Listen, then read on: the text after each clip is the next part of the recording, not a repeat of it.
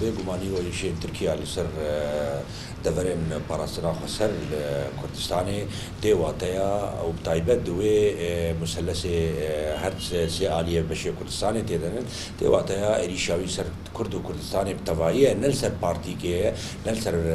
پەکەکەیە یا لەسەر جهەتکی معەنە دەبێت دێواتەیە کە عێریشت لەسەر کورد و کوردستانی لەسەر هەموو پارتیان لەسەر هەموو گەلێت بەرخۆدە لەسەر ئاها کوردستانی ئەف یەک ئالیکی دن ئەف عێریشتێن دێواتەیە کە بنکەفتیە پرۆژا رێژیما تورکی ئادخواست دریە وان چەتێخۆی بناوێ ئارتێشە ئازادرە چاوە شەر دریاوان رە العین عیسا و العفرینێ و لەگرێ سپید کرد و لە لیبیا و لە دەڤەرنیدن دخواست بوان دریاوان چەتارە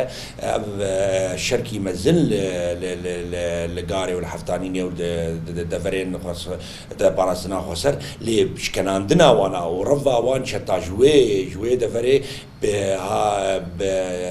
ئەنجامێ بنکەفتیە پرۆژا رێژیما تورکیە ئیرۆژ هەروەها ردفعل لە جەمووی جێبوویە نەمازانەوێ چاو بکە جالی سیاسی دەشکەستیە تورکیا پرۆژاوێ شکەستیە پشتی گواردنا ئەفسەنگیە سیاسی لە دنیای گشی جالی عسکەری دەژی بە بنکەفتیە و جالی ئابۆری هەندرێ خۆدە دەئالۆزیک پرمەزندە هەروەها عێریشاوی لەسەر وێ دەڤەرێت عێریشێ دخوازە ئالۆزیاخوا دخوازە وان بنکەفتیە خۆ بەشێرە و مەساژکێ دەدە دنیای و مەساژکێ دەدە هەموو گەلەیە کورد ئەنۆ ئەز گەلێ کورد و کوردستان گشت دژمنێ منە ئەزێ عێریشی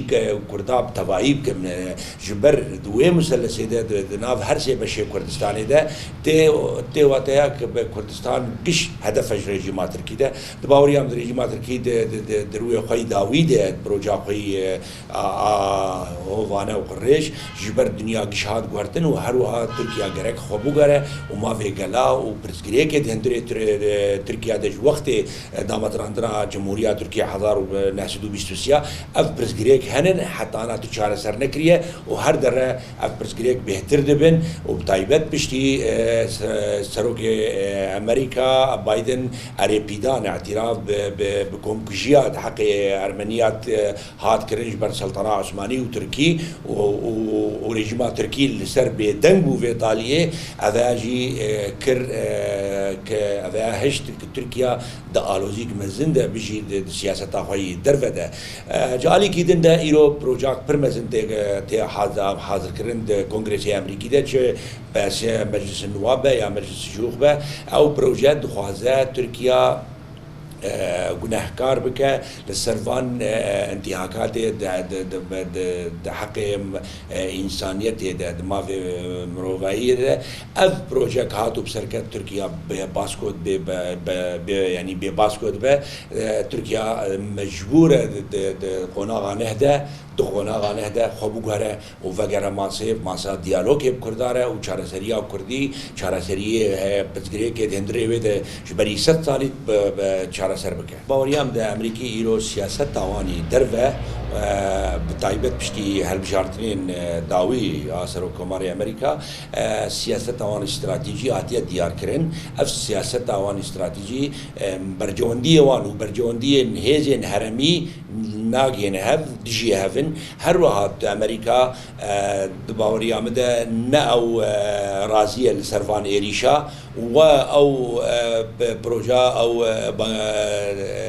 تقریر ئەمریکی ئادەرکەتیە di heqê sê lîderên Kurd sê lîderên îro parastinek mezin diber bi heqê mavê Kurdî derdikeve ev e siyaseteke ev e siyaseteke razîbûneke ne wateya ki Amerîka ceddiyet vî hawî de Amerîka ne ceddiye Amerîka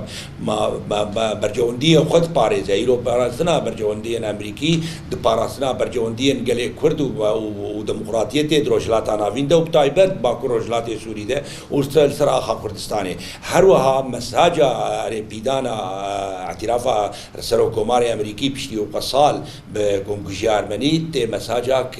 mesajek siyasî dû ji Tirkiya re gerek Tirkiya xwe raz bike û serraz bike Tirkiya xwe raz û serraz dike Tirkiya li ber qonaq ne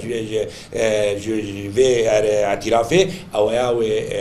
تعوîdatê van dihaya 120 milyar dolar Tirkiya ke hat û ket wê qonaqê Tirkiya ji hev dikeve iqtisadiyen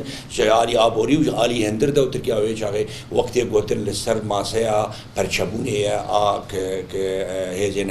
جهانی دید بجی کرنن بيقومن بدنجيا حكومة